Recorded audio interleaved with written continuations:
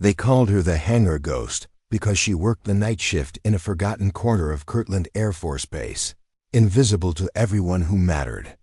When 24-year-old Emma Chen discovered the same $2.3 million aircraft part had been sold to the Pentagon 14 times, she uncovered the largest military fraud in history, a $50 billion web of phantom programs and fake contracts. The most powerful military institution in the world thought they could silence one overlooked inventory clerk, but they were about to learn that some ghosts refused to stay buried. Before we jump back in, tell us where you're tuning in from, and if this story touches you, make sure you're subscribed, because tomorrow, I've saved something extra special for you. Chen pushed her inventory cart through the maze of aircraft. Skeletons, her footsteps echoing in the cavernous silence of Hangar 7. At 24, she was already 3 years into what her supervisors politely called night shift logistics coordination, what everyone else called being forgotten. While the important people worked day shifts in climate-controlled offices, Emma catalogued the military's unwanted toys in a hangar that time forgot.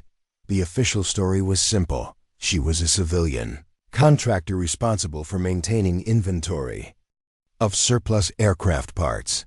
The reality was more complicated. Emma held 2 engineering degrees from Stanford Aerospace, engineering and systems analysis, but a personality clash with the wrong colonel during her internship had landed her in bureaucratic purgatory. Her supervisor, Harold Vance, had made it clear that questioning procurement procedures wasn't welcome.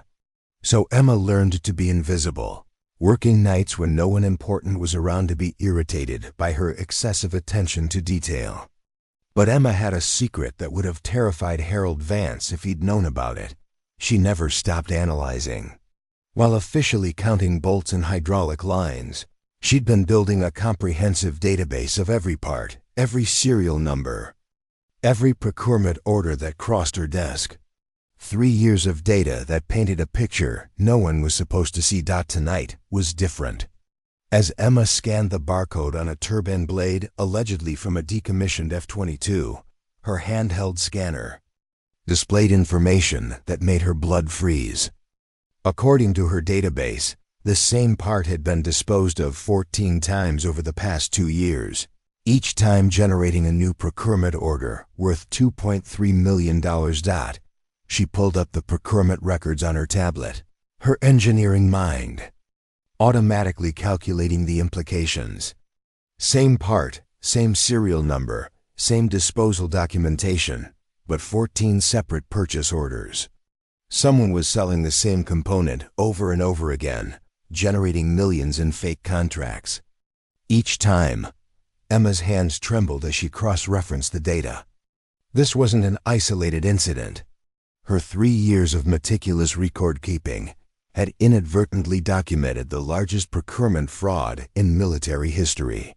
Phantom aircraft programs that existed only on paper. Parts that were destroyed then, immediately repurchased. Entire weapons systems that never functioned, but generated billions in contracts. The deeper she dug into her database, the more horrifying the picture became. The F-35 Lightning program that was supposedly $180 billion. Over budget? Half of those overruns were going to aircraft that didn't exist. The Next Generation Fighter program that Congress had authorized $12 billion for. The planes were never built, but the money had definitely been spent. The Advanced Stealth Technology initiative that the Pentagon claimed was classified beyond congressional oversight. It was classified because it didn't exist. Emma sat in the dim hangar surrounded by the physical evidence of the greatest theft in American history. Every aircraft around her had been officially retired or decommissioned, but the parts were still being sold to the government as if they were new.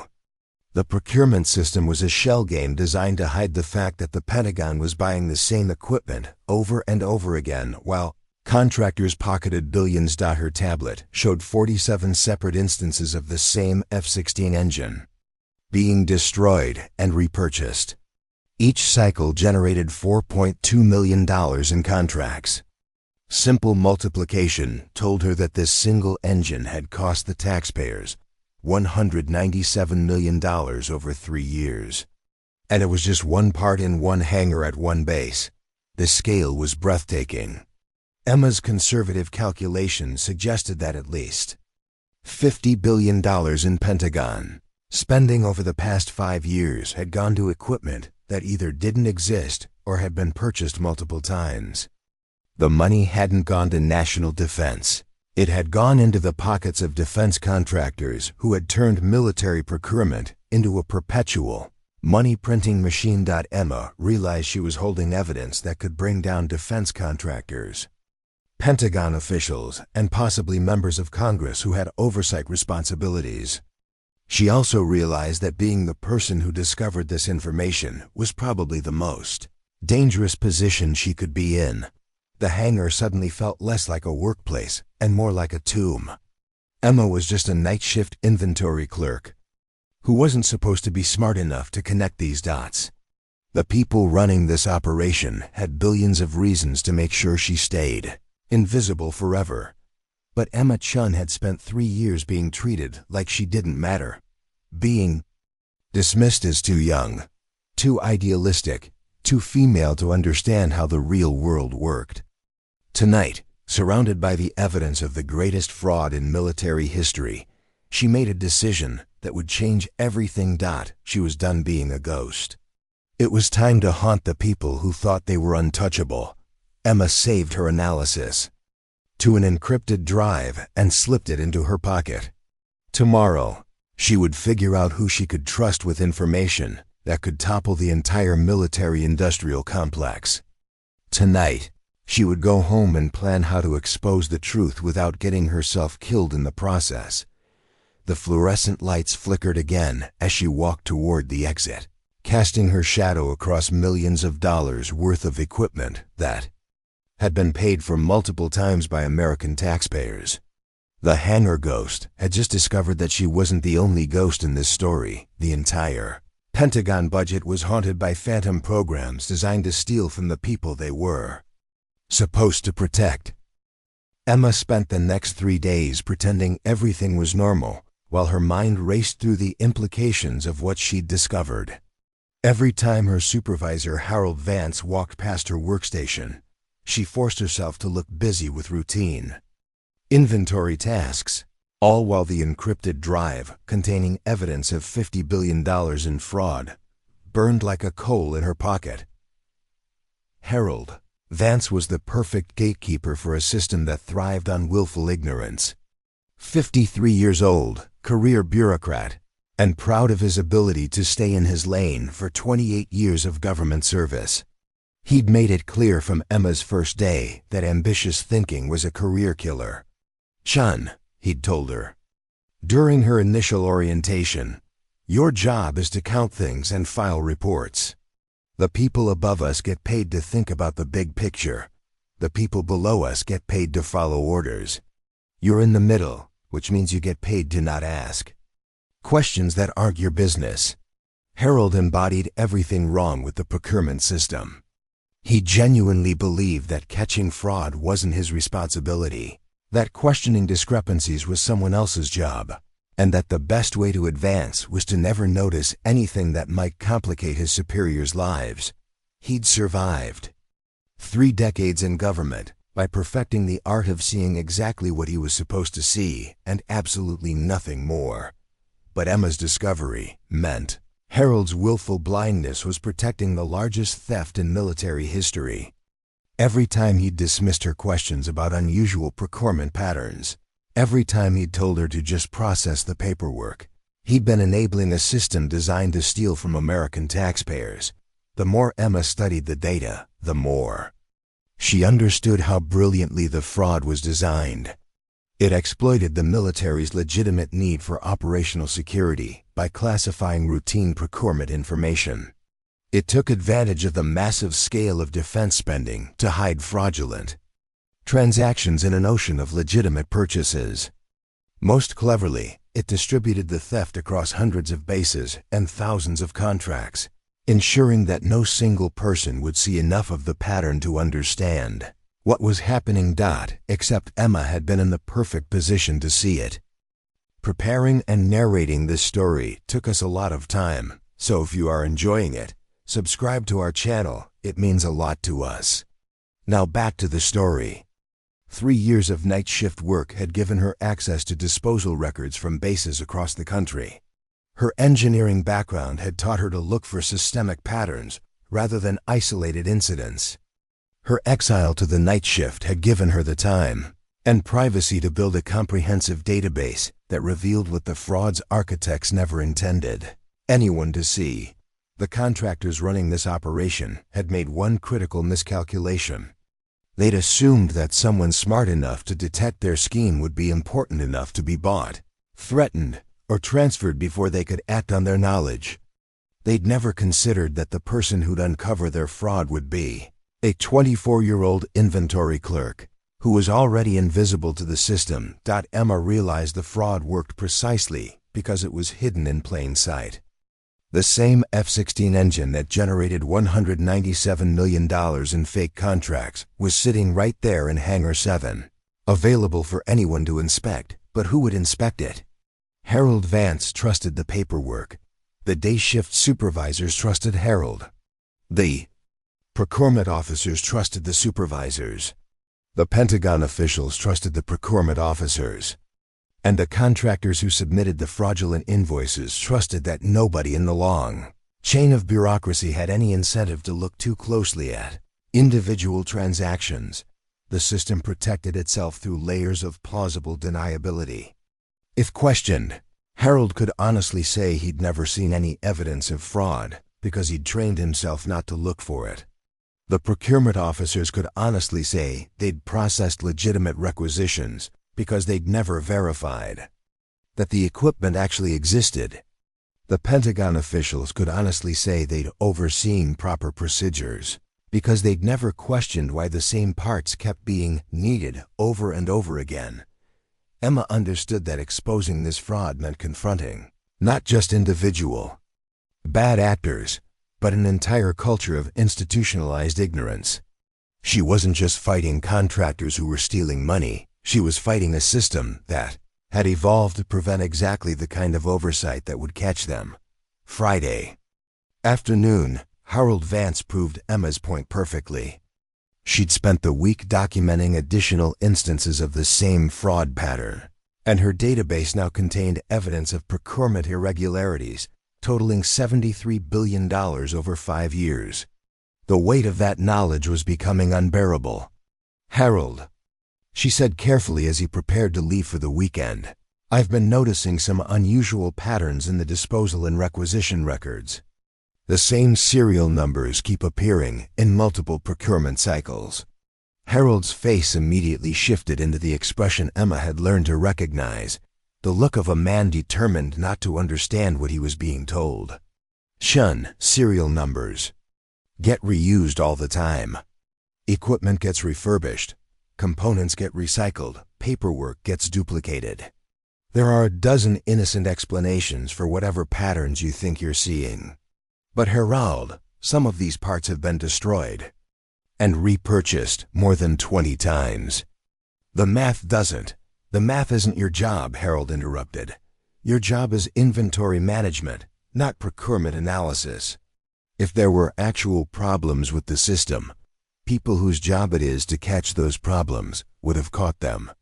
Emma stared at him, realizing she was looking at the human embodiment of the fraud's primary defense mechanism. Harold wasn't protecting criminals because he was corrupt. He was protecting them because the system had taught him that asking inconvenient questions was more dangerous than ignoring obvious problems. "Just stick to counting parts, Chun. Trust me. After 28 years in this business, I know what's worth worrying about." As Harold walked away, Emma understood that she was completely alone. The system wasn't going to reform itself. The people running it had every incentive to maintain their willful ignorance. If this fraud was going to be exposed, she would have to do it herself. The Hangar Ghost was about to discover whether one invisible person could haunt the entire military-industrial complex. Monday morning brought news that changed everything. Emma was organizing weekend inventory reports when Harold Vance burst through the hangar doors with an expression she'd never seen before, panic mixed with barely contained excitement. "Chun, drop whatever you're doing. We've got a priority audit coming through." Emma's blood turned to ice water. "What kind of audit?" "Defense Contract Audit Agency. Full procurement review of all disposal and requisition records for the past 5 years. Harold was practically vibrating with nervous energy. "They'll be here Thursday. We need every piece of paperwork perfect, every serial number accounted for, every disposal properly documented." The irony was breathtaking. DCFA auditors were coming to examine exactly the records that contained evidence of the massive fraud Emma had discovered. This was either the worst possible timing or a miraculous opportunity. "Why are they auditing us?" Emma asked, trying to keep her voice casual. Harold lowered his voice conspiratorially. "Word is, some congressman's been asking uncomfortable questions about defense spending. Apparently, there's been complaints about procurement irregularities at other bases. Nothing specific about us, but they're doing random audits to show Congress they're taking oversight seriously." Emma's mind raced. This audit could expose everything, but only if the auditors knew what to look for. DCAA teams were notoriously overworked and understaffed. They'd spend 2 days reviewing thousands of documents, looking for obvious discrepancies in paperwork rather than analyzing systemic patterns. The fraud was designed to survive exactly this kind of superficial review. "Harold, about those patterns I mentioned on Friday. Chun, I don't want to hear about patterns right now. I want to hear about perfect documentation. The last thing we need is auditors finding paperwork problems and deciding to dig deeper." Emma realized Harold was inadvertently helping the fraud continue. His obsession with clean paperwork would ensure the auditors saw only properly formatted documents that hid the underlying theft. The system's immune response was kicking in, protecting itself by focusing on bureaucratic compliance rather than substantive analysis. But this audit also represented Emma's first opportunity to get her evidence in front of people whose job was actually to catch fraud. She just needed to figure out how to do it without destroying her career or ending up in federal prison for unauthorized disclosure of classified procurement information. Tuesday brought an unexpected complication that changed everything again. Emma was working late, preparing audit documents, when she heard voices from Harold's office. She recognized Harold's nervous rambling, but the other voice was unfamiliar, crisp, authoritative, definitely military. Curiosity overrode caution. Emma quietly approached the office door, which Harold had left slightly ajar. "Understand your concerns, Mr. Vance, but this audit is routine procedure. Nothing more than bureaucratic box checking." "I appreciate that, Colonel Morrison, but my inventory clerk has been asking questions about procurement patterns. Nothing serious, just the kind of thing that could waste auditors' time if they get distracted by irrelevant data." Emma's heart hammered against her ribs. Harold was actively warning someone about her questions. What kind of questions? Colonel Morrison's voice carried a sharp edge that made Emma's skin crawl. "Serial number discrepancies, disposal documentation, procurement cycles. Like I said, nothing serious, but you know how these young analysts can be. They see patterns everywhere, even when there's perfectly innocent explanations." "Has she documented any of these supposed patterns?" "Just routine inventory reports. Nothing official. I've made it clear that her job is counting parts, not analyzing procurement procedures." Emma heard footsteps and quickly retreated to her workstation, mind spinning with the implications. Harold wasn't just protecting the system through ignorance, he was actively collaborating with someone who had a vested interest in preventing oversight. Colonel Morrison wasn't here about the audit. He was here because Emma's questions had triggered some kind of alert system. The next morning, Emma discovered just how sophisticated that alert system was. Harold approached her workstation with a folder and an expression of forced casualness. "Chen, I've got good news. You're being transferred to a new position." Emma's blood pressure spiked. "Transferred where?" "Defense Logistics Agency, headquarters in Fort Beaver. They need someone with your inventory management skills for a special project. Better pay, better hours, real career advancement opportunities." Emma stared at the transfer orders, recognizing them for exactly what they were, a golden cage designed to remove her from Kirtland before the audit began. Someone had decided she was asking too many questions and needed to be relocated somewhere. She couldn't cause problems. "Harold, I don't want to transfer. I like working here." Harold's forced smile faltered slightly. "Chen, this isn't really a request. The orders are already cut. Your replacement starts Friday, same day you're supposed to report to Fort Beaver." Emma understood she was looking at a perfectly legal way to silence her. No threats, no violence. Just bureaucratic efficiency that would place her 3,000 miles away from the evidence she'd been compiling. By the time she finished in-processing at her new assignment, the audit would be over, and any opportunity to expose the fraud would be gone. But the transfer also confirmed something crucial. Emma had discovered something important, enough to justify moving mountains of bureaucracy to stop her. She wasn't dealing with low-level procurement fraud anymore. She was dealing with an operation sophisticated enough to monitor for threats and powerful enough to neutralize them through official channels. Wednesday night, Emma sat in Hangar 7, surrounded by evidence of the largest theft in military history, holding transfer orders that would ensure that evidence stayed buried forever. In less than 48 hours, DCIA auditors would arrive to conduct the kind of review that could expose everything, if they knew what to look for. Emma Chen had spent 3 years being invisible, being dismissed, being treated like she didn't matter.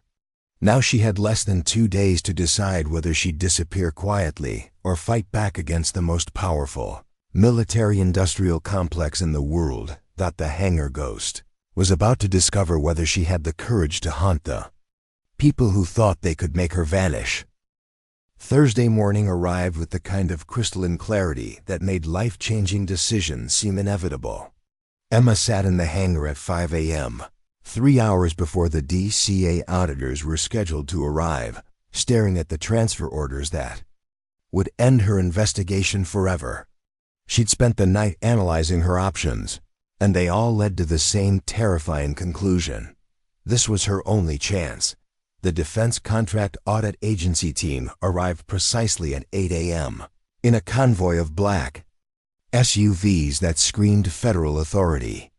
Emma watched from her workstation as Harold Vance transformed into a performance artist, all nervous energy and eager compliance as he greeted the lead auditor. "Ms. Patricia Wells, DC, a senior audit manager," the woman announced, shaking Harold's hand with the kind of firm grip that suggested she'd been breaking procurement officers for decades. Tall, silver-haired, and carrying herself with the confidence of someone who'd seen every kind of fraud the defense industry could devise. Wells looked exactly like the person Emma needed to trust with her evidence. But trust was a luxury Emma couldn't afford. For all she knew, Wells was part of the system that protected the fraud. The only way to find out was to test her. Emma spent the morning watching Wells work. The auditor was thorough, methodical, and clearly unimpressed by Harold's attempts to steer her toward routine documentation.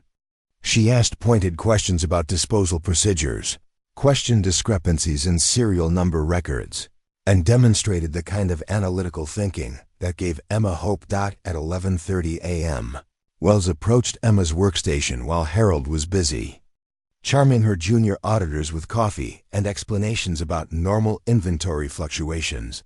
"Ms. Chen, isn't it?" Wells said, consulting her tablet.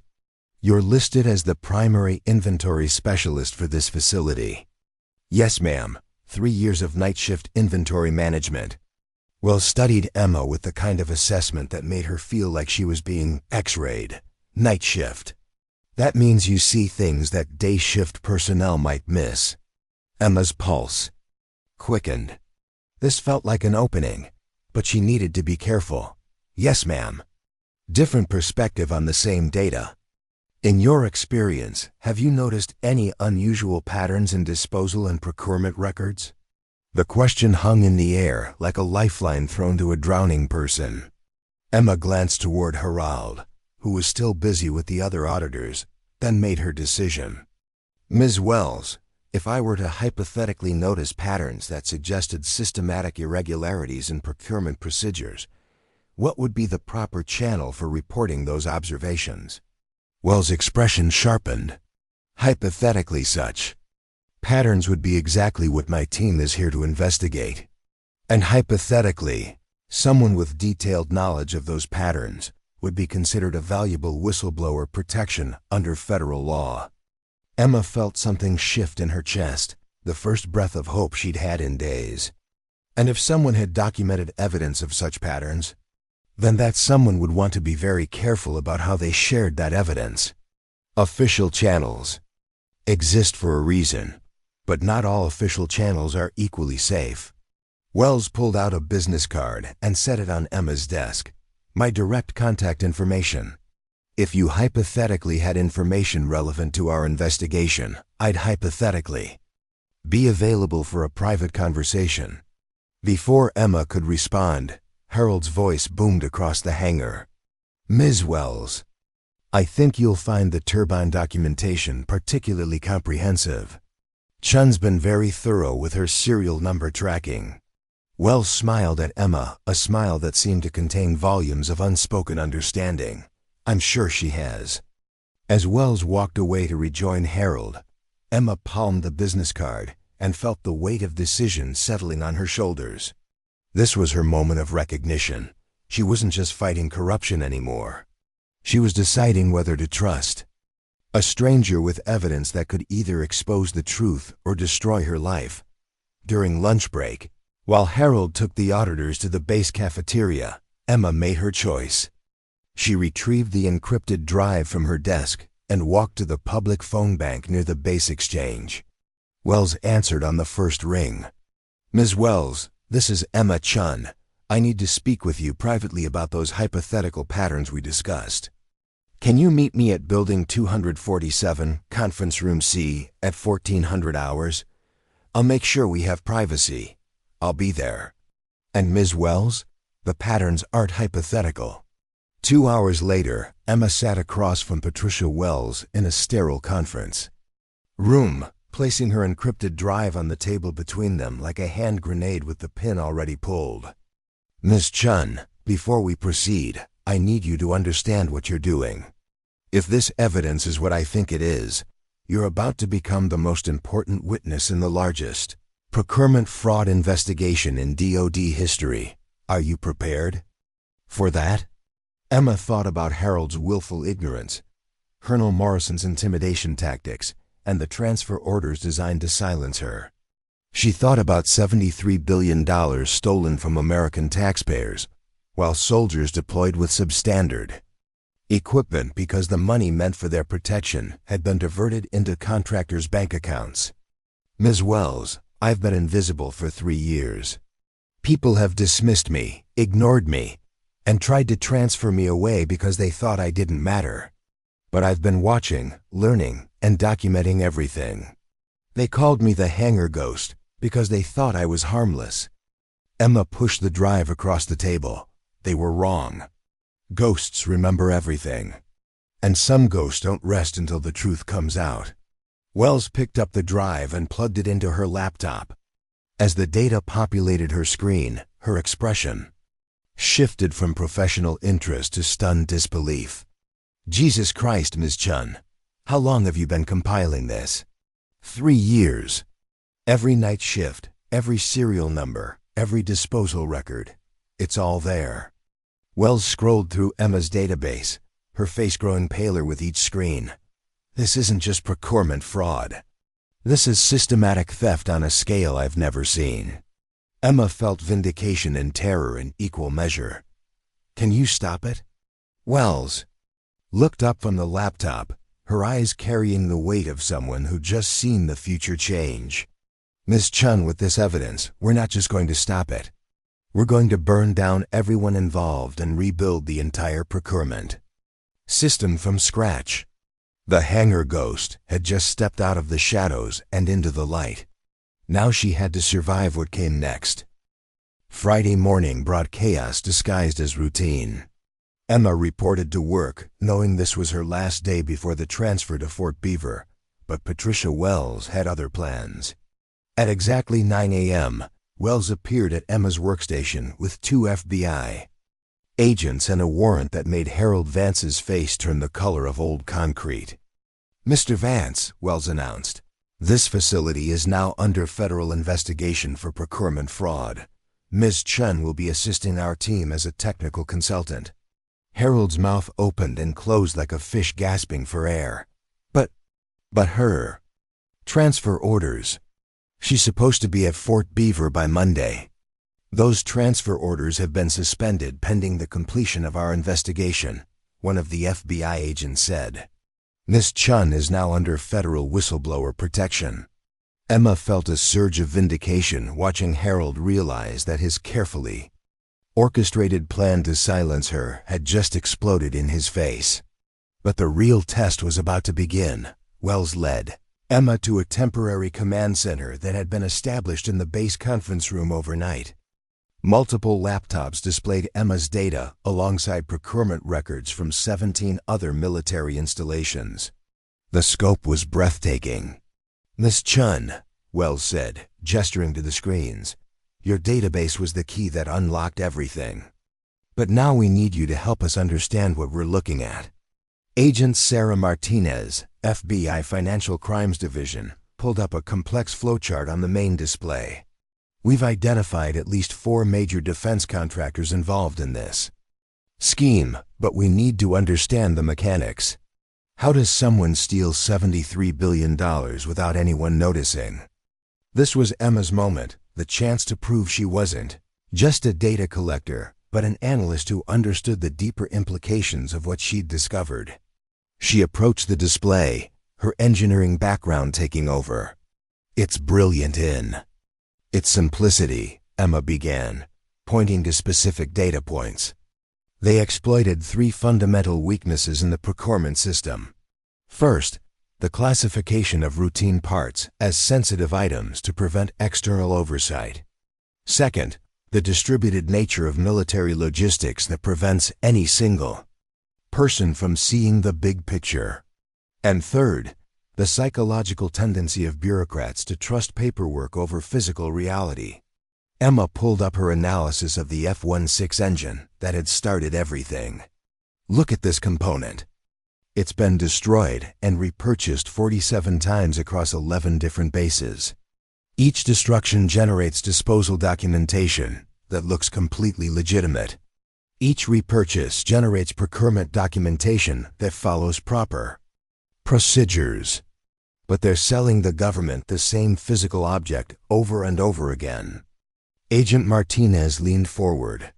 "How do they move the same part between bases without anyone noticing? They don't move it. The part stays in one location while the paperwork travels.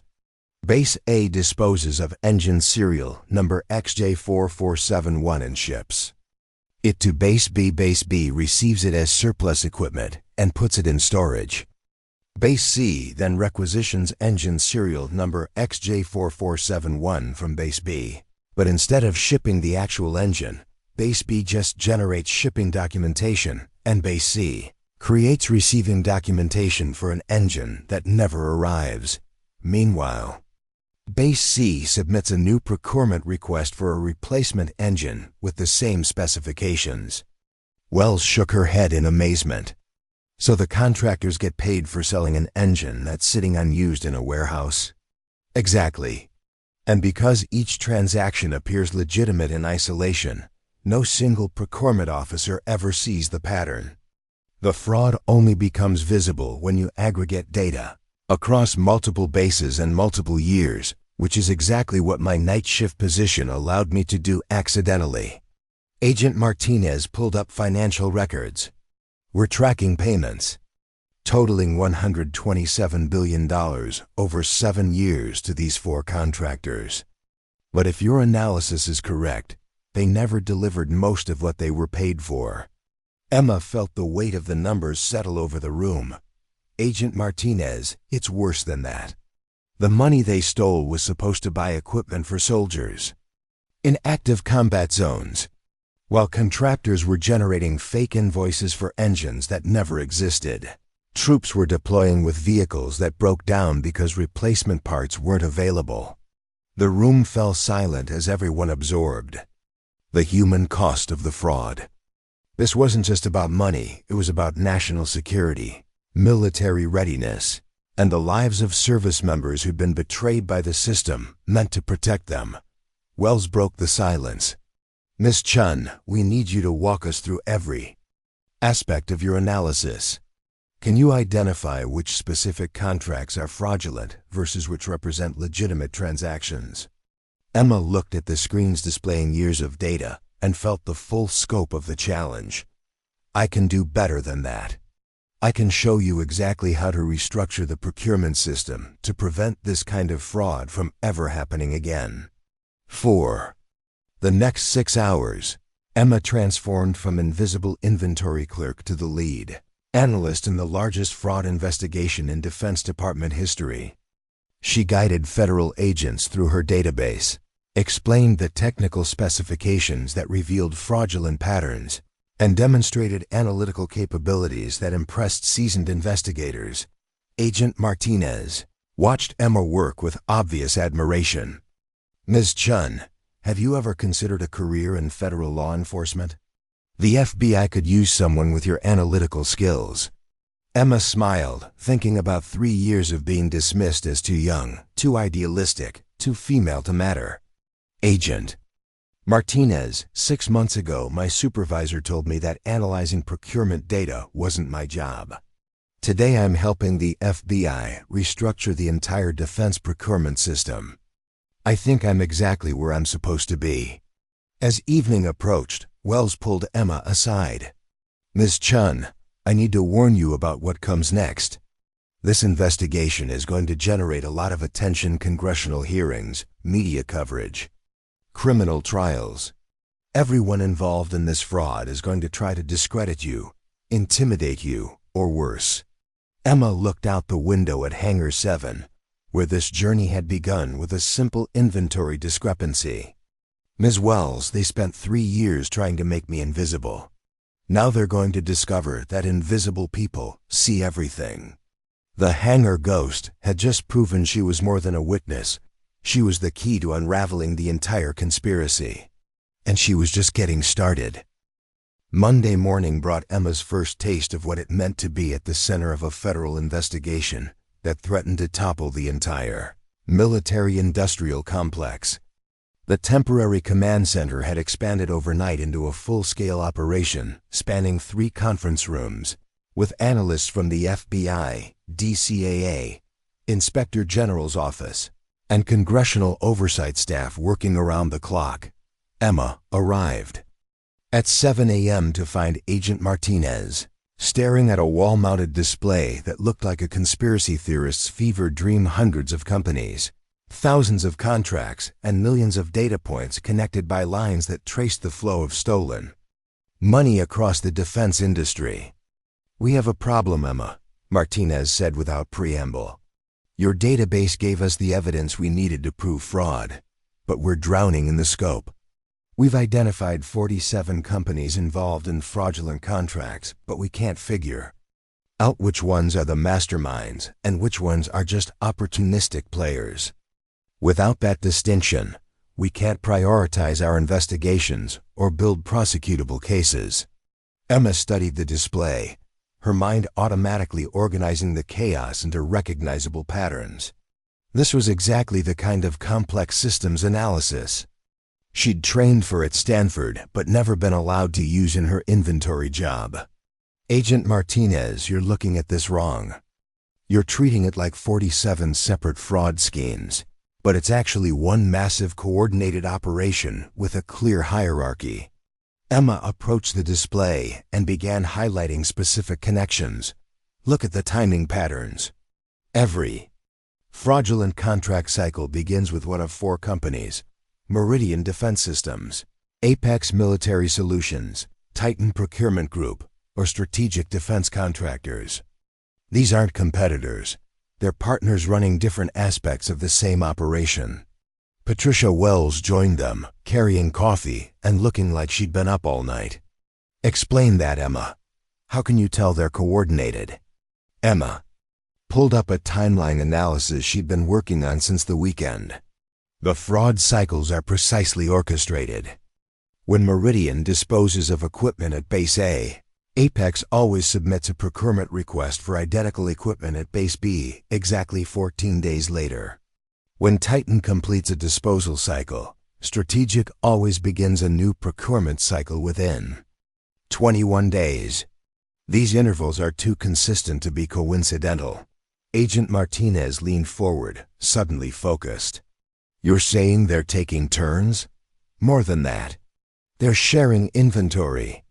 The same physical equipment cycles through all four companies, generating revenue for each one at different stages of the process. Meridian handles initial procurement. Apex manages the disposal documentation. Titan oversees the storage and transfer. Logistics and Strategic coordinates the repurchase contracts. Emma pulled up financial records that made the room fall silent. Over 7 years, these four companies have collected $89 billion for equipment worth approximately $12 billion. The profit margin on this operation is 742%. Wells sat down heavily. Jesus, this isn't just fraud, it's industrial-scale theft with a business model. It gets worse, Emma continued, pulling up personnel records. Look at the executive staff of these companies. Meridian's CEO was formerly Assistant Secretary of Defense for Acquisition. Apex's founder was Deputy Director of the Defense Logistics Agency. Titan's board includes 3 retired Pentagon procurement officers. Agent Martinez stared at the screen. They designed this system from the inside. Exactly. They knew every weakness in the procurement process because they helped create the procurement process. And when they retired from government service, they used that knowledge to exploit the system they'd built. Emma's analysis revealed something even more disturbing. The fraud isn't random. They specifically targeted equipment categories where oversight was minimal and congressional interest was low. No one gets excited about auditing hydraulic pumps and engine components, but those parts are essential for military readiness. They found the perfect intersection of high value and low visibility. Wells pulled up congressional testimony records. Emma, these same executives testified before Congress 6 months ago about the need for streamlined procurement procedures to reduce bureaucratic inefficiency in defense spending. They were lobbying to eliminate the oversight mechanisms that might have caught them, Emma realized. While stealing billions, they were publicly advocating for changes that would make their theft easier. Agent Martinez stood up and began pacing. This is conspiracy at the highest levels. We're not just talking about fraud charges, this is potentially treason. They've compromised national security for profit. Emma felt the weight of what she'd uncovered settling over the room. Agent Martinez, there's something else. The equipment they've been cycling through their fraud scheme, most of it is obsolete or substandard. While they were generating fake contracts for engines that work, the military was actually receiving refurbished components that fail at 3 times the normal rate. Meaning what? Wells asked. Meaning soldiers died because these companies prioritized profit over performance. Every helicopter that crashed due to engine failure, every convoy that broke down in hostile territory because of hydraulic problems. We need to investigate whether substandard equipment from this fraud scheme contributed to those incidents. The room fell silent as everyone absorbed the implications. This wasn't just financial crime anymore. It was potentially a systematic betrayal that had cost American lives. Agent Martinez finally spoke. Emma, in 20 years of financial crimes, Investigation. I've never seen analysis this comprehensive. You've just given us the roadmap to prosecute the largest defense fraud in American history. Emma looked at the display showing the network of corruption she'd unraveled, thinking about 3 years of being dismissed as too young and inexperienced to understand how the real world worked. Agent Martinez, they called me the Hangar Ghost, because they thought I was invisible and harmless. They were right about invisible. I saw everything they thought no one was watching. But they were wrong about harmless. Emma highlighted the 4 key companies on the display, their connections. Now clearly visible. These executives thought they were untouchable because they understood the system better than anyone else. But they forgot that someone who understands the system well enough can also destroy it.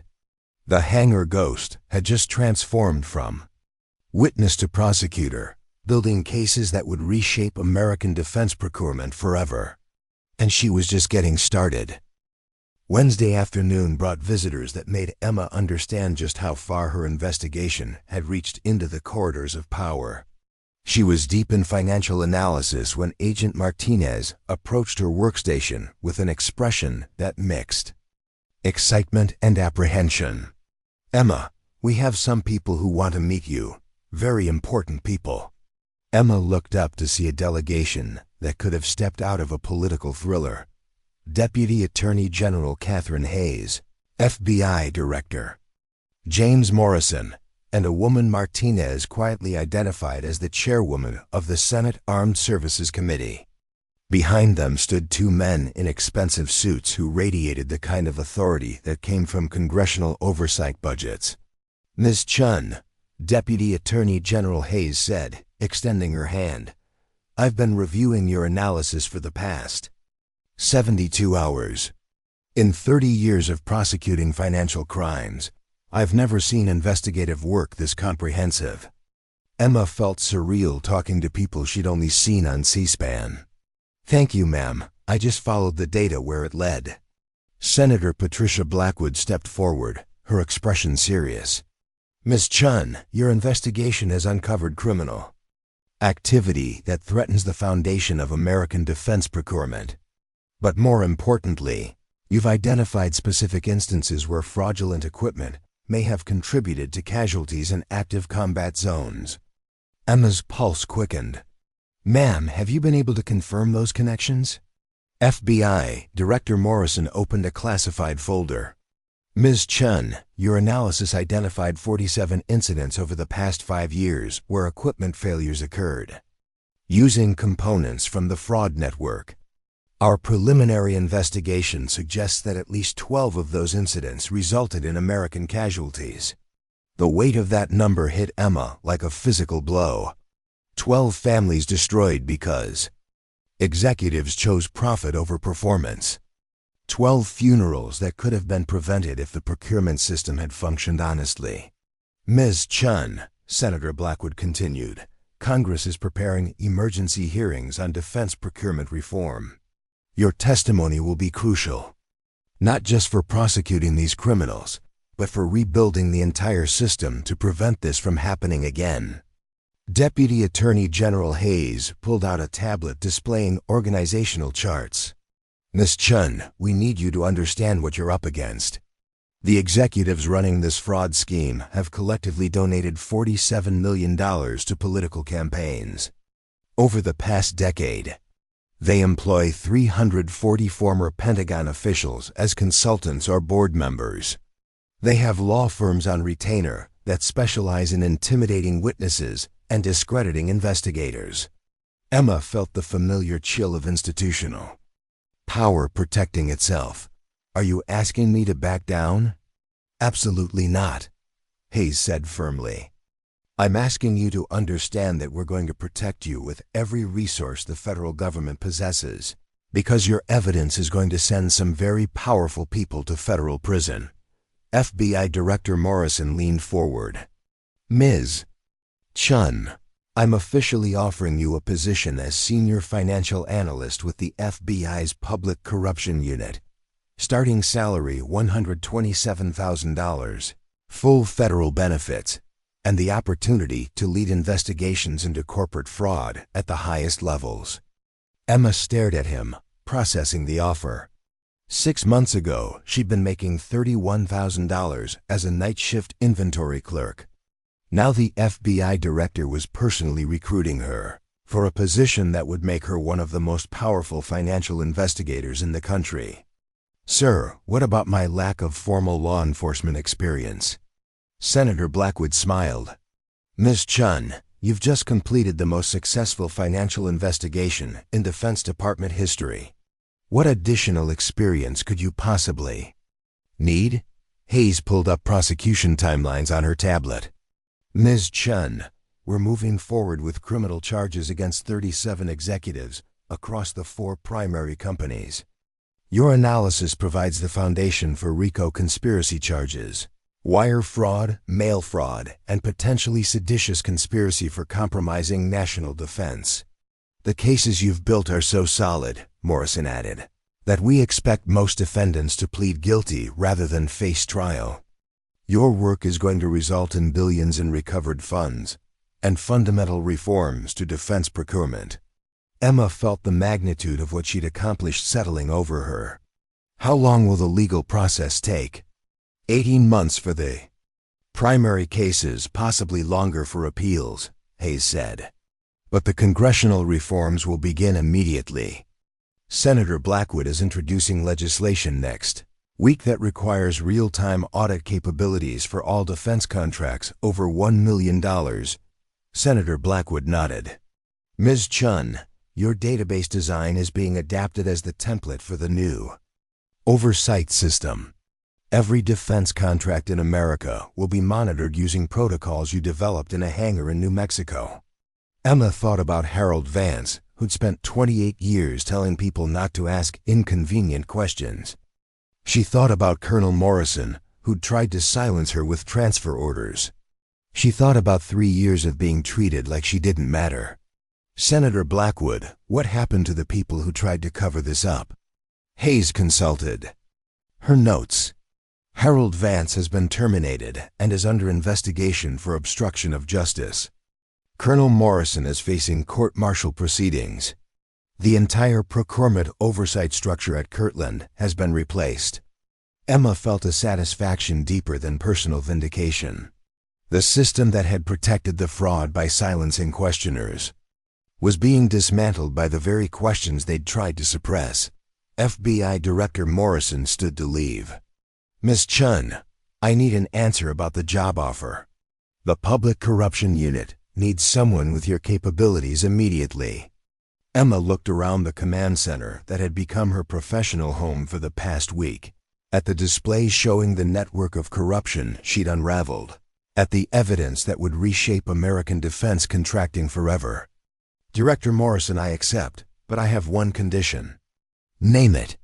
"I want to personally interview every executive we're prosecuting. They spent years thinking people like me didn't matter, that we were too insignificant to threaten their operation." Emma smiled, thinking about the nickname that had defined her invisibility. "I want them to understand that the Hangar Ghost isn't invisible anymore. I want them to see exactly who brought down their empire." The most powerful law enforcement officials in America nodded approvingly.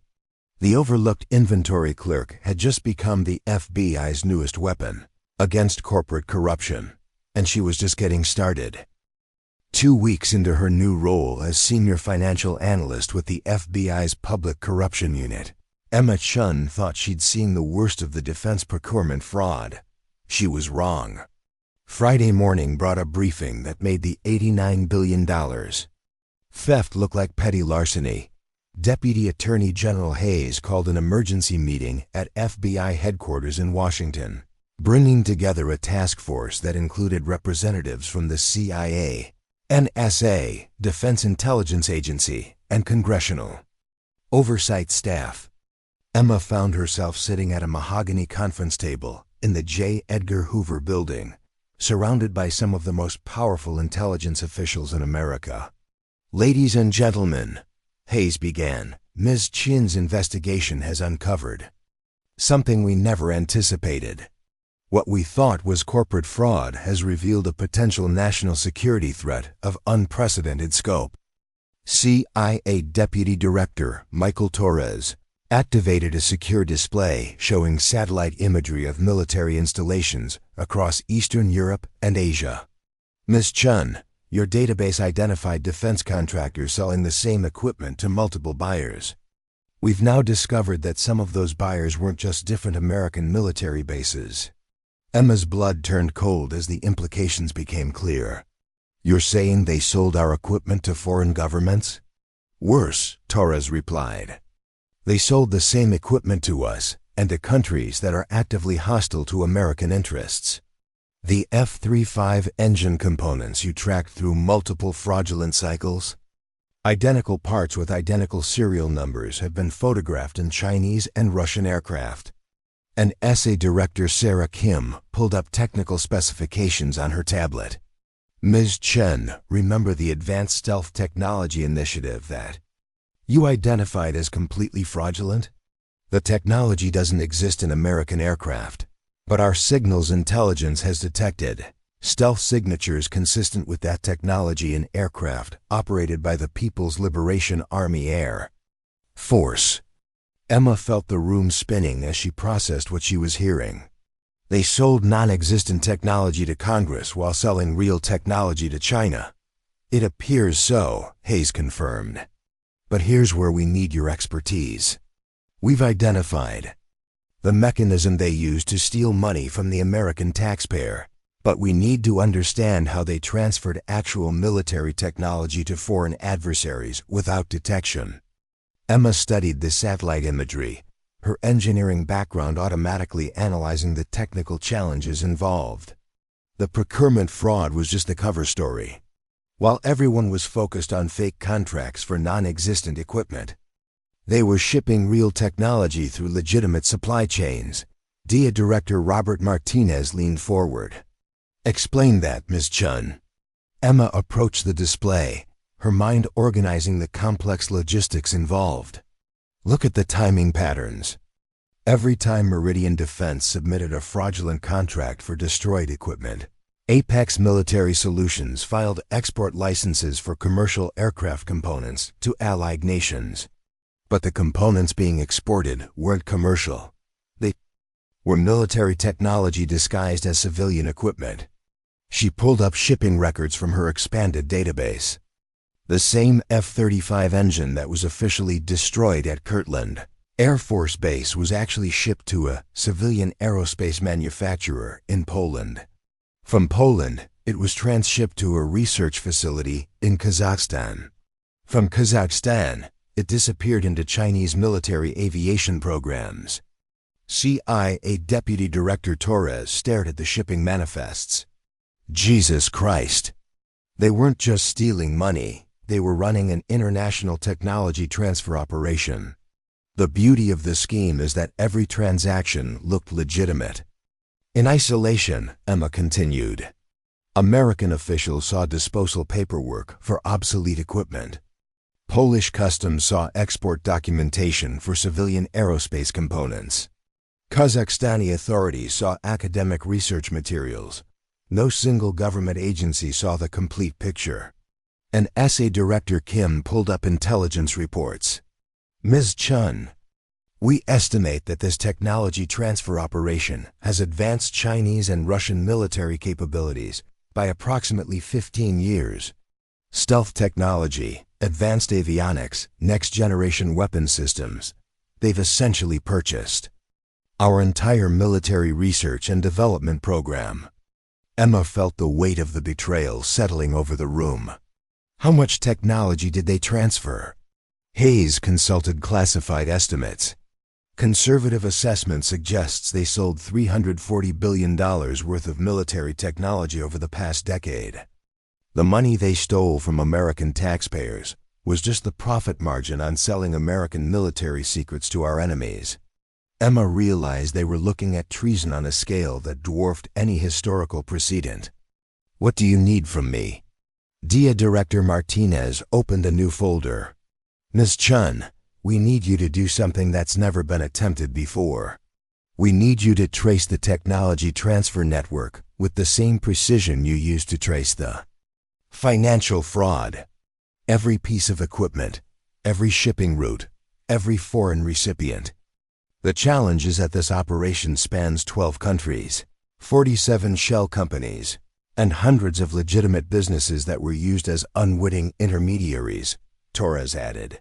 The paper trail is intentionally fragmented across multiple jurisdictions and classification systems.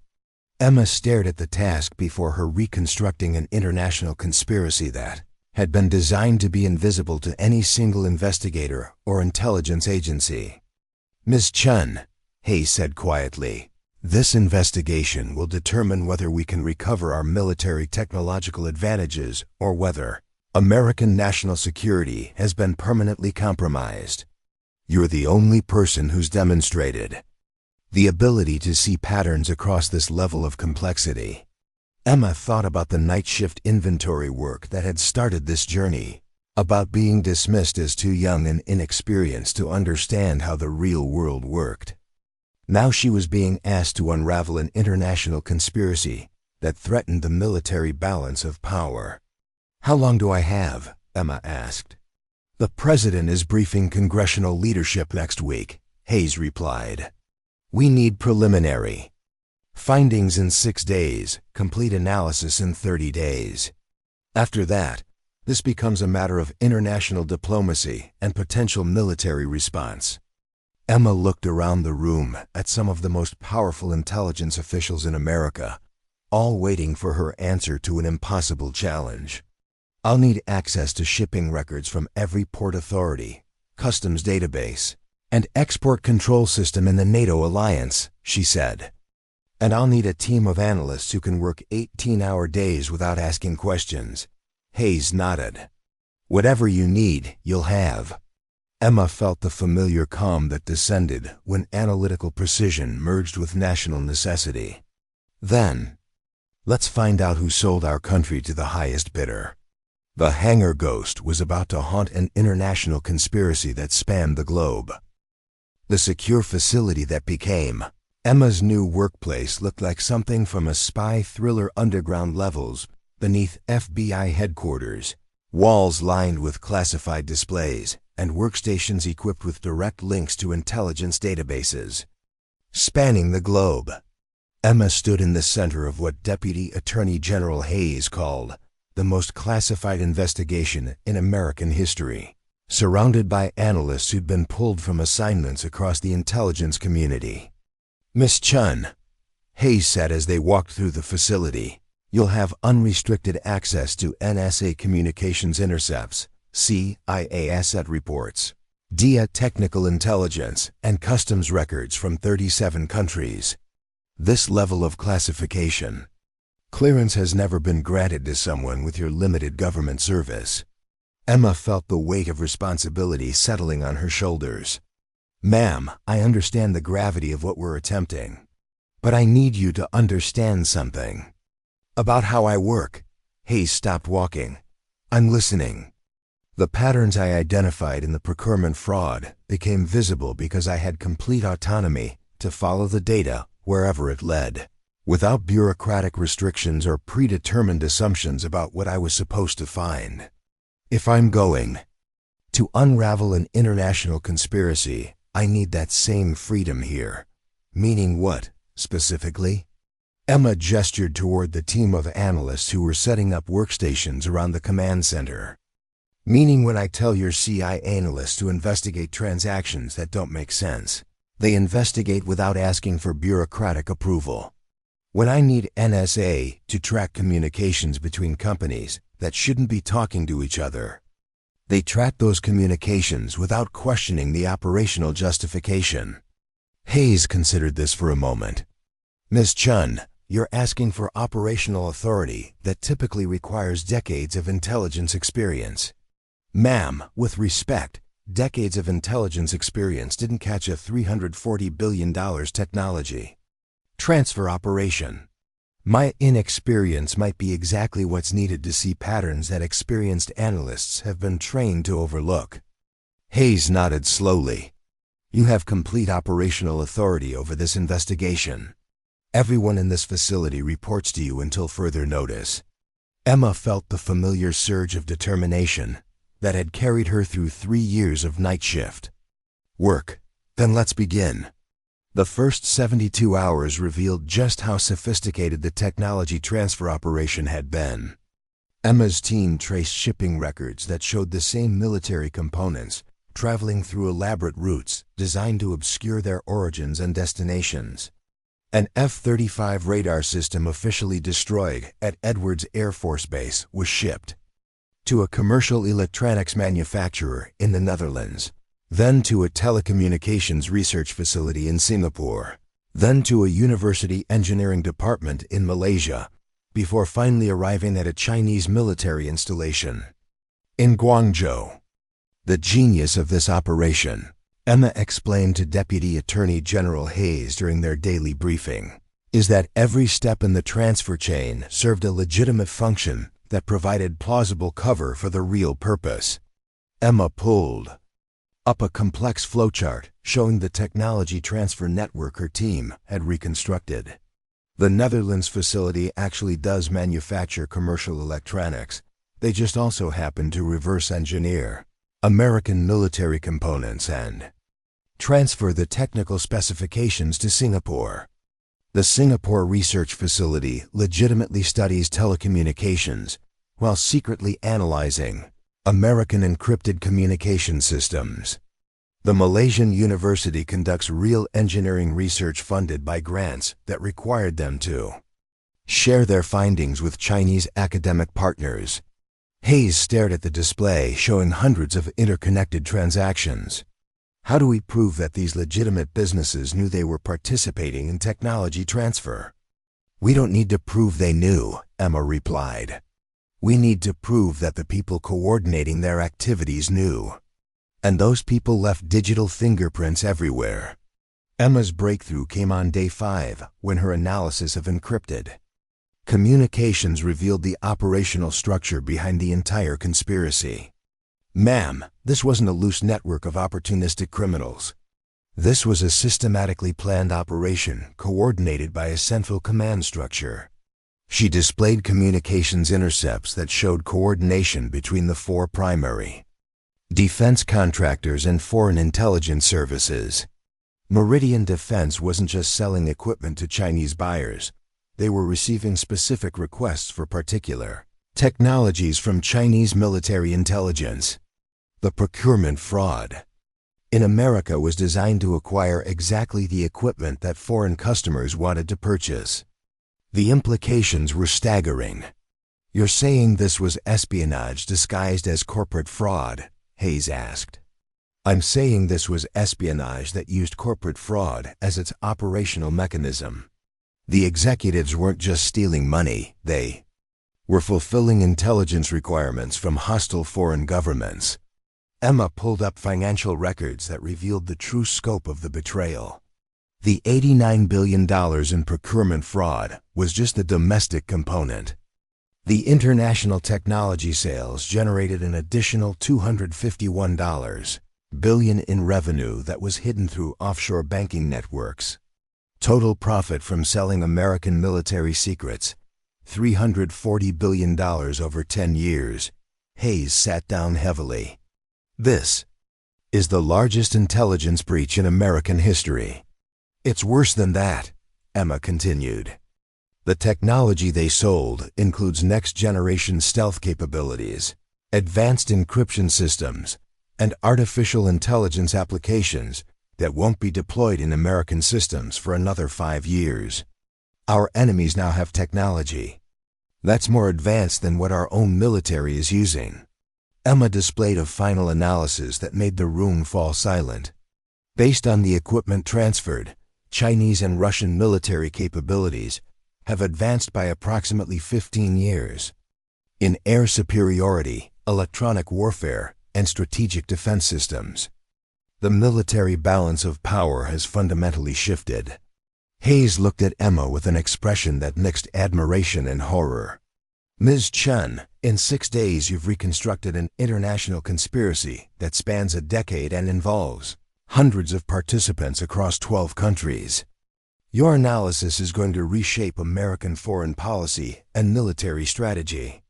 Emma thought about the night in Hangar 7 when she'd first discovered fraudulent serial numbers, about being dismissed as too young and inexperienced to understand complex systems, about her old Vance telling her that analyzing data wasn't her job. "Ma'am, they called me the Hangar Ghost because they thought I was invisible and harmless. But ghosts see everything that people try to hide. And some secrets are too important to stay buried." Emma looked at the display showing the network of betrayal she'd unraveled. "This investigation isn't finished. We've identified how they sold our technology, but we haven't recovered it. The next phase is figuring out how to neutralize the military advantages we've inadvertently given to our enemies." The Hangar Ghost had just exposed the largest intelligence breach in history. Now she had to help America figure out how to survive it. Day 7 brought Emma's first presidential briefing. The Oval Office felt smaller than she'd imagined, but the weight of the conversation filled every corner of the room. President Catherine Morrison sat across from Emma, flanked by the National Security Advisor, Secretary of Defense, and CIA Director, all studying the analysis that would reshape American military strategy. "Ms. Chen," the president said, her voice carrying the gravity of someone who understood she was looking at the greatest national security crisis since Pearl Harbor, "your investigation has revealed that our most sensitive military technologies are now in the hands of our primary adversaries. I need to understand our options for response." Emma felt the familiar calm that descended when complex problems required precise analysis. "Madam President, we have 3 categories of response available: legal prosecution, technological countermeasures, and strategic deception." She activated the secure display, showing the network of technology transfer she'd mapped over the past week. Legal prosecution is straightforward. We have evidence to convict 37 executives for espionage, technology transfer violations, and conspiracy against the United States. But prosecution alone won't recover our technological advantages. Secretary of Defense James Crawford leaned forward. "What about the technological countermeasures?" Emma pulled up technical specifications that made everyone in the room understand why her engineering background had been crucial to this investigation. The technology they transferred included built-in vulnerabilities that the original designers never intended to document. Every advanced system has hidden backdoors, kill switches, and dependency requirements that could be exploited. "Meaning what, specifically?" National Security Advisor Rebecca Torres asked. "Meaning the F-35 radar systems they sold to China require encrypted authentication codes that are updated monthly from American satellites. Without those codes, the systems degrade to basic functionality within 90 days. The stealth technology they transferred depends on specialized materials that can only be manufactured in 3 facilities worldwide, 2 of which are controlled by American allies." Emma displayed a complex technical analysis that showed the hidden dependencies built into every transferred system. The executives running this operation understood they were selling technology, but they didn't understand the technology itself. They transferred components without transferring the support infrastructure required to maintain operational capability. CIA Director Michael Hayes studied the analysis with obvious admiration. "You're saying their stolen technology will become useless without ongoing American technical support?" "Not useless, but significantly degraded. However, we have a narrow window to exploit these vulnerabilities before our adversaries develop independent support capabilities." President Morrison sat back in her chair. "Ms. Chen, what's the third option you mentioned?" Emma felt the weight of what she was about to propose. "Strategic deception, Madam President. We use the technology transfer network they established to feed false information to foreign intelligence services." The room fell silent as everyone processed the implications. Emma continued, The communication channels they use to coordinate technology transfers are still active. We can use those channels to provide technical specifications for weapon systems that appear advanced but contain fatal design flaws. You want to turn their espionage network against them? Secretary Crawford asked. Exactly. They spent 10 years building the perfect mechanism for transferring American military technology to foreign adversaries. We can use that same mechanism to transfer disinformation that will compromise their military capabilities. Emma pulled up operational timelines that showed the coordination required. This strategy requires precise timing.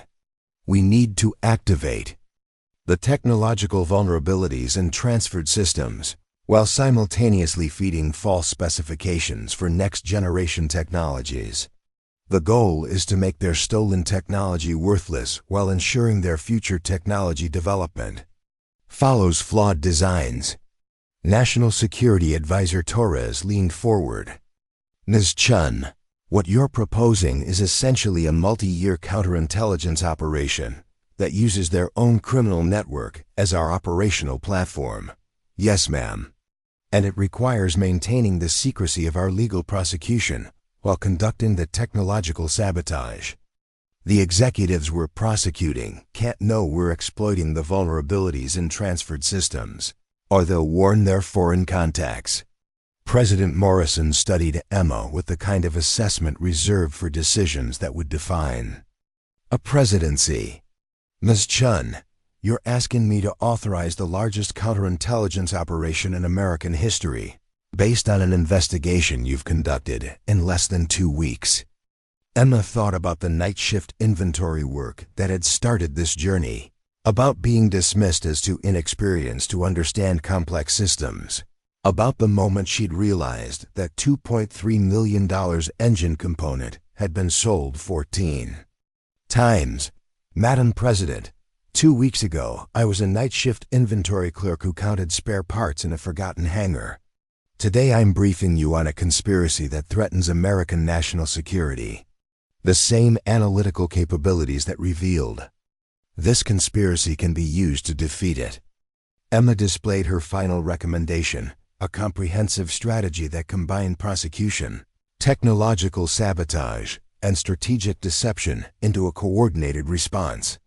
Ma'am, they called me the Hangar Ghost because they thought invisible people didn't matter. But invisible people see everything that powerful people try to hide. This conspiracy succeeded because it was hidden in plain sight. Our counterattack will succeed for the same reason. President Morrison looked around the room at her advisors, then back at Emma. Ms. Chen, I'm authorizing Operation Ghost Protocol, a classified counterintelligence program under your operational control. You'll have access to every resource the American intelligence community possesses. Emma felt the magnitude of the responsibility settling over her. Madam President, how long do I have to implement this strategy?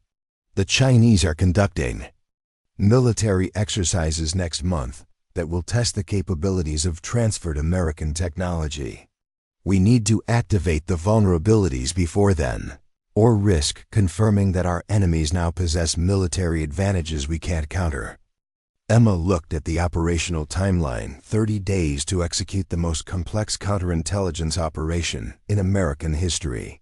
Madam President, the Hangar Ghost has been haunting the wrong people.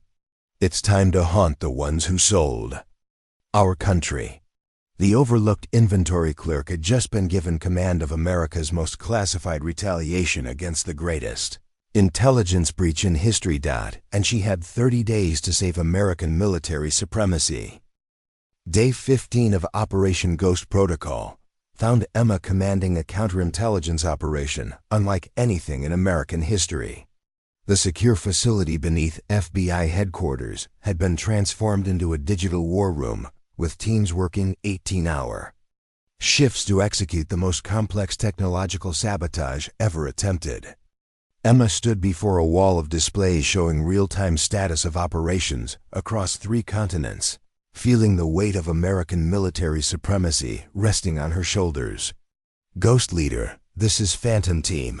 came the voice through Emma's secure headset. We've successfully activated degradation protocols in the F-35 radar. Systems transferred to Chinese facilities. Authentication failures will begin in 72 hours.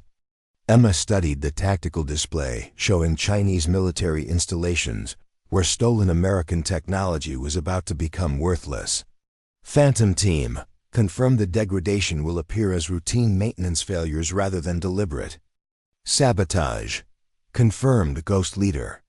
The systems will progressively lose capability over 30 days, consistent with normal component aging under stress conditions.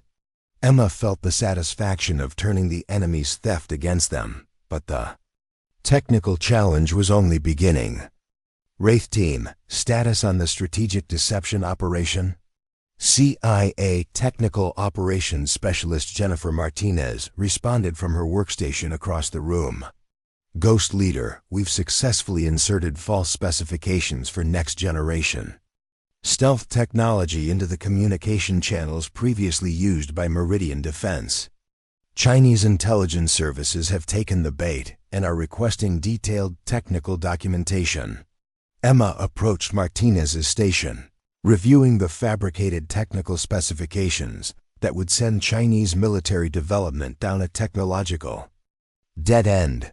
The false specifications show improved stealth capabilities? Affirmative.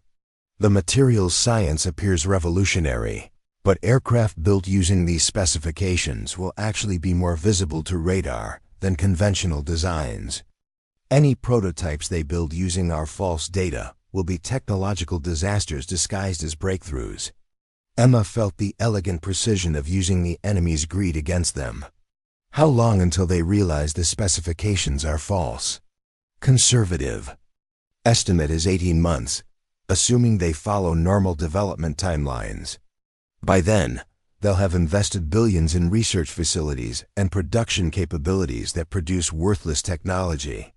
Emma moved to the next station, where NSA technical analyst Robert Kim was monitoring communications between the four primary defense contractors and their foreign contacts. Poltergeist Team, are the targets still unaware of our operations? Kim looked up from his displays showing intercepted communications. Ghost Leader, the executives are completely oblivious. They're still coordinating technology transfers, unaware that we're controlling both sides of the conversation. Meridian's CEO actually thanked his Chinese contact yesterday for the successful delivery of radar systems that will be inoperable within a week. Emma reviewed the communication logs that showed the remarkable success of the operation. What about the offshore banking networks they use to hide transfer payments? We've identified 47 shell companies across 12 countries that facilitate technology transfer payments. Treasury Department has coordinated with international partners to freeze assets totaling $23 billion. The executives think the delays are routine banking procedures. Emma felt the complex operation coming together with the precision of a Swiss watch, but the most challenging phase was still ahead.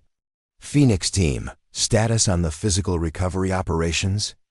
Defense Intelligence Agency Operations Director Lisa Chun activated secure video feeds from military installations across Europe and Asia. Ghost Leader, we've successfully recovered 14 pieces of transferred technology through cooperative international operations. German intelligence retrieved the advanced encryption systems from the Netherlands facility. Japanese authorities recovered the artificial intelligence components from the Singapore Research Center.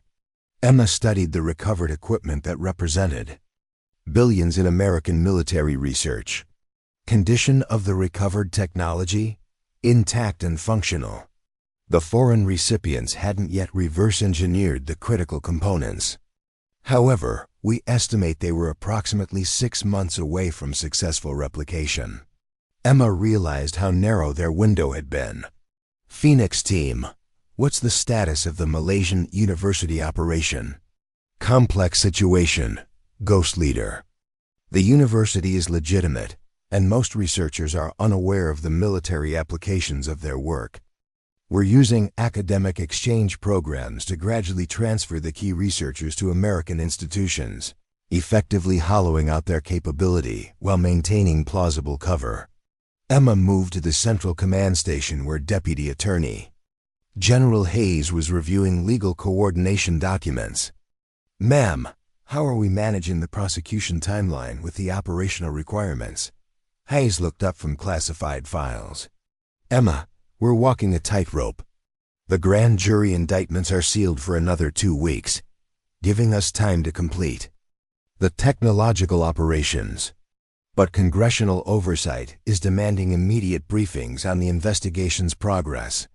Emma felt the pressure of managing multiple complex operations simultaneously.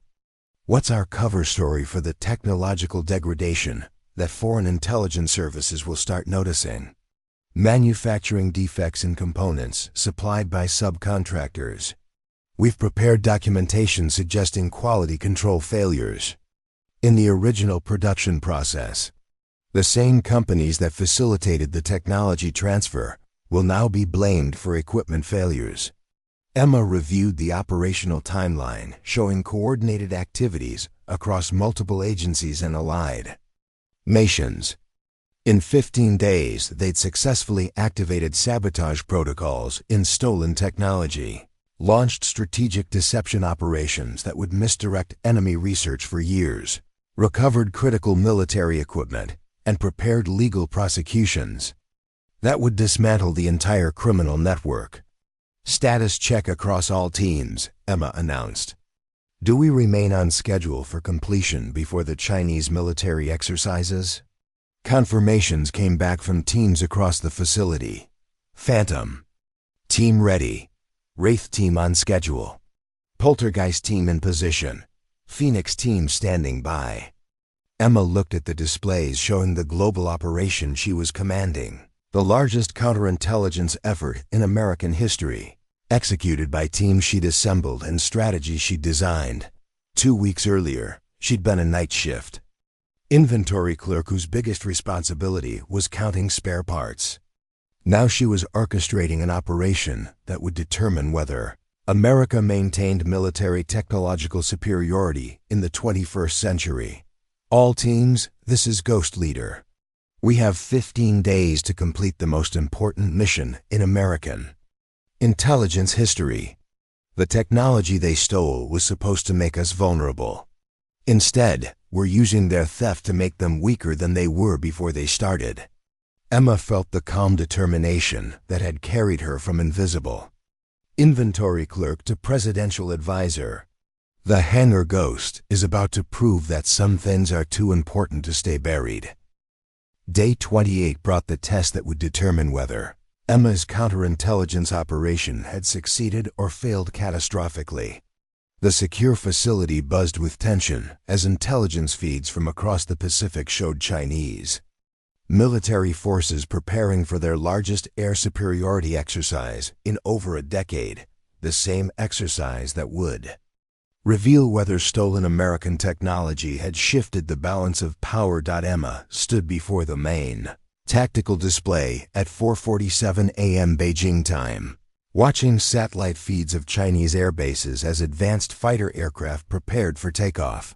These planes contained the stolen F-35 radar systems, advanced stealth technology, and next-generation avionics that had cost American taxpayers billions to develop. "Ghost Leader, this is Overwatch," came the voice from the NS, a monitoring station. "Chinese aircraft are beginning launch sequences at 4 primary installations. We should know within the next 6 hours whether our technological sabotage was successful." Emma felt the weight of the moment settling over the command center. Every person in the room understood they were witnessing either the greatest counterintelligence success in American history or a demonstration that America's enemies now possessed military capabilities superior to their own. "All teams, maintain full monitoring protocols," Emma announced. "This is why we're here." The first indication that Emma's strategy was working came at 6:23 a.m. Beijing time. CIA Technical Operations Specialist Jennifer Martinez looked up from her workstation with barely contained excitement. Ghost Leader, we're receiving error reports from Chinese ground control. Multiple aircraft are reporting radar system malfunctions during pre-flight checks. Emma approached Martinez's station, watching intercepted communications between Chinese pilots and their control towers.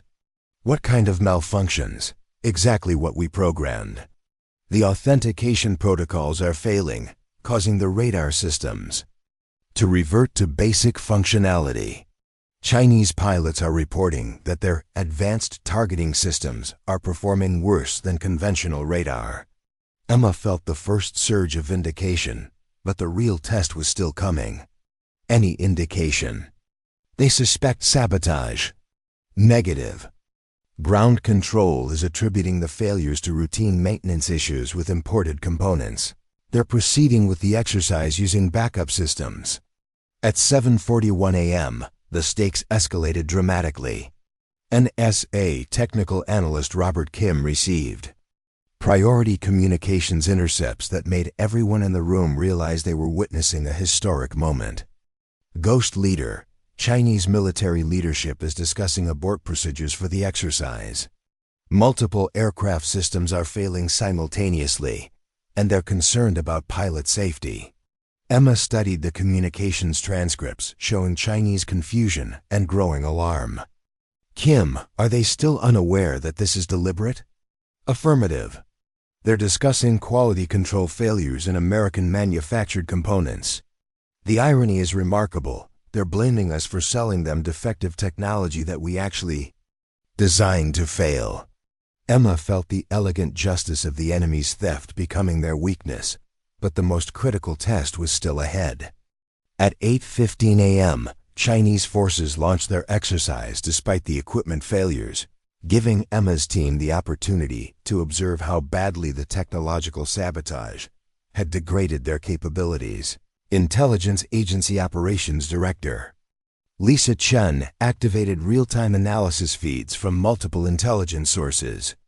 Ghost Leader, Chinese aircraft performance is significantly below expected parameters. Stealth capabilities are reduced by approximately 60%, targeting accuracy is degraded by 45%, and electronic warfare systems are essentially non-functional. Emma, watch the tactical display showing Chinese aircraft that should have been nearly invisible to American detection systems but were lighting up radar screens like Christmas trees. Chun, how does their current performance compare to their capabilities before they acquired stolen American technology? Ghost Leader, this is the remarkable part. The stolen technology was supposed to advance their capabilities by 15 years. But the sabotaged systems are actually performing worse than their original equipment. They're weaker now than they were before they started stealing from us. Emma felt the magnitude of the strategic reversal settling over the room. All teams. Status on the strategic deception operation? CIA Deputy Director Michael Torres activated secure communications, showing the secondary phase of Emma's operation. Ghost Leader, Chinese intelligence services are doubling down on acquiring the false specifications we've been feeding them. They're convinced that the equipment failures demonstrate the need for next-generation technology, and they're actively pursuing the flawed designs we've provided.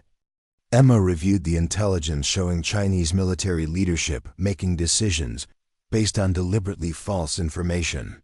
How much are they investing in research based on our false specifications?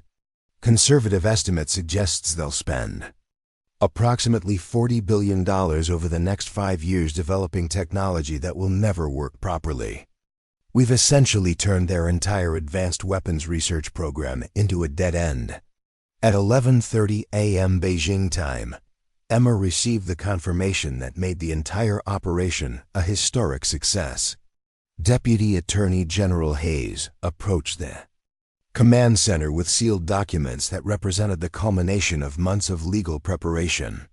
Emma, the grand jury has returned indictments against all 37 executives involved in the technology transfer operation. Simultaneous arrests are taking place in 7 countries, coordinated with international law enforcement. Emma watched news feeds showing FBI agents arresting Meridian Defense CEO Jonathan Pierce as he arrived at his corporate headquarters, completely unaware that his stolen technology had just failed spectacularly in Chinese military exercises. "Ma'am, what's the status of asset recovery?" "We've frozen $127 billion in assets across the international banking network they used to hide transfer payments. Additionally, our international partners have agreed to extradite the key executives for prosecution in American courts." Emma looked at the tactical displays showing the global operations she'd commanded. Technological sabotage that had turned stolen equipment into liabilities. Strategic deception that would misdirect enemy research for years, and legal prosecution that would dismantle the entire criminal network. "All teams, this is Ghost Leader. Operation Ghost Protocol has achieved complete success. The technology they stole has become their weakness. The intelligence network they built is now serving our purposes, and the criminals who betrayed our country are in custody." Emma felt the profound satisfaction of justice served with precision. The Hangar Ghost has finished haunting. The people who thought they could sell American military superiority have learned that some ghosts refuse to stay buried. The overlooked inventory clerk had just orchestrated the greatest counterintelligence victory in American history. 6 months later, Emma Chen stood before a joint session of Congress in the same chamber where presidents delivered State of the Union addresses. The woman who had once been dismissed as an invisible night shift inventory clerk was now testifying about the largest counterintelligence operation in American history, watched by millions of Americans who were learning for the first time how close their country had come to losing military supremacy forever. "Miss Chen," said Chairman of the Senate Armed Services Committee Patricia Blackwood, "your investigation exposed a conspiracy that resulted in the theft of $340 billion in military technology. But more importantly, your response operation turned that theft into America's greatest strategic victory since World War II. Can you explain to the American people how you accomplished this?" Emma looked out at the packed chamber, thinking about the journey from Hangar 7 at Kirtland Air Force Base to this moment that would define American national security for generations. Senator Blackwood, the success of Operation Ghost Protocol came from understanding that the same characteristics that made the conspiracy invisible also made it vulnerable. She activated a display showing the global network of technology transfer that had taken her from invisible analyst to congressional witness. The executives running this operation assumed that someone smart enough to detect their scheme would be important enough to be silenced through official channels. They never considered that the person who would expose them would be someone they'd already made invisible. Emma pulled up the results that had reshaped the global balance of power. The technological sabotage degraded Chinese military capabilities to levels below their pre-theft baseline. The strategic deception operation diverted approximately $50 billion in enemy research funding toward technologies that will never work. And the legal prosecution recovered $127 billion in stolen assets while dismantling the entire criminal network. Ranking Member Senator James Crawford leaned forward. "Ms. Chen, you've been offered positions with the CIA, NSA, FBI, and Defense Intelligence Agency. You've also received job offers from every major defense contractor in America. Why did you choose to establish an independent oversight foundation?" Emma smiled, thinking about the choice that had surprised everyone except herself. Senator Crawford, the conspiracy succeeded because oversight was fragmented across multiple agencies, allowing systematic theft to hide in the gaps between bureaucratic responsibilities. The Chen Foundation for Defense Procurement Integrity will provide independent, real-time analysis of all defense contracts above $1 million, with direct reporting to Congress and the public. She displayed the organizational structure that would prevent future technology theft. More importantly, the foundation will be staffed primarily by analysts who have been overlooked by traditional hiring practices, brilliant people who bring fresh perspectives precisely because they haven't been trained to accept institutional blindness. Chairman Blackwood nodded approvingly. The legislation implementing your recommendations passed with unanimous bipartisan support. How confident are you that these reforms will prevent similar conspiracies?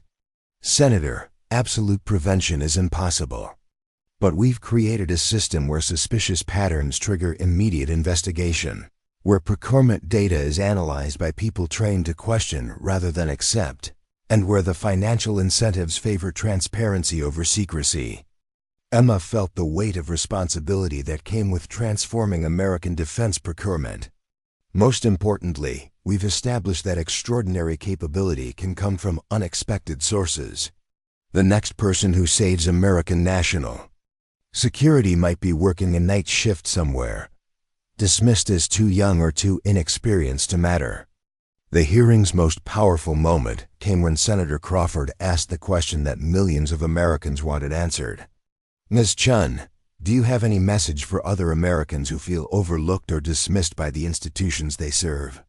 Emma looked directly into the cameras broadcasting to the nation, thinking about every person who had ever been told their observations didn't matter, their questions weren't important, or their perspectives weren't valuable. Your invisibility is not your weakness, it's your superpower. You see things that powerful people miss because they're not paying attention to you.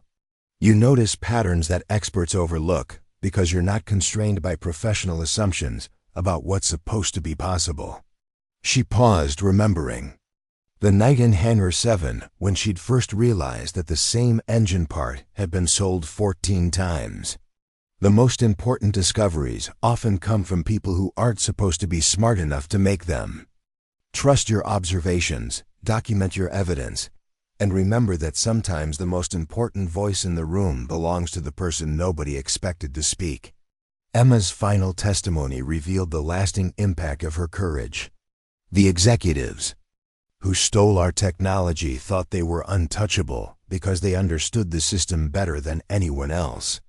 But they forgot that someone who truly understands a system can also transform it. She displayed the Chun Foundation's mission statement on the chamber's main screen. They called me the Hangar Ghost because they thought invisible people didn't matter. Today, the Chun Foundation employs over 200 analysts who were previously overlooked by traditional institutions. We've proven that the people institutions dismiss often see the truth most clearly. As Emma concluded her testimony, she reflected on the complete transformation of her life and American national security.